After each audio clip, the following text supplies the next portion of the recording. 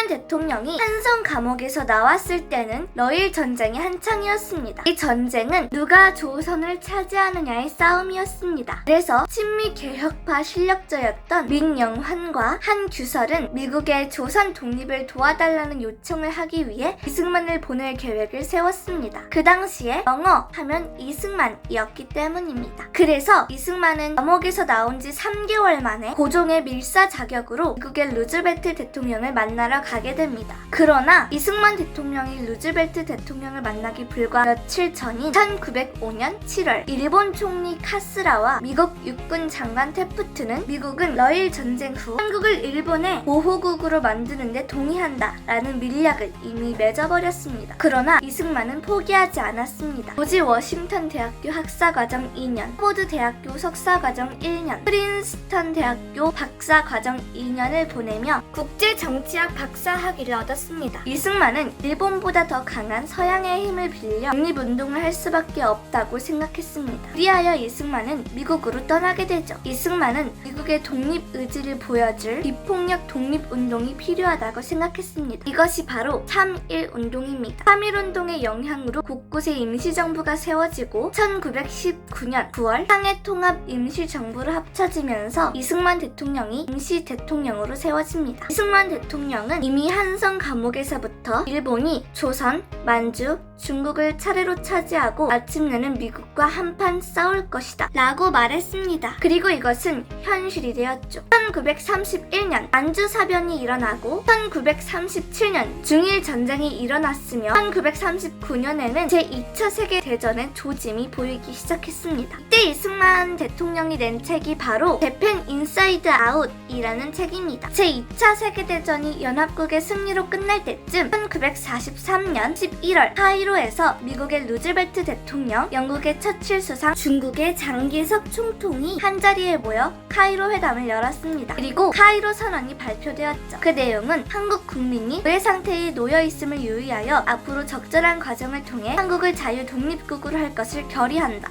라는 내용이었습니다. 그리고 카이로 선언은 1945년 7월 미국, 영국, 중국, 소련의 지도자들이 모여 일본에 대한 조건 없는 항복을 요구하는 포츠담 회담으로 이어졌습니다. 그러나 일본은 승리할 때까지 싸우겠다며 고집을 부렸죠. 미국은 어쩔 수 없이 1945년 8월 6일 히로시마와 8월 9일 나가사키에 원자폭탄을 떨어뜨립니다. 그리고 1945년 8월 15일 일본 왕은 무조건 항복을 선언합니다. 그토록 원하던 독립이 드디어 이루어진 것입니다.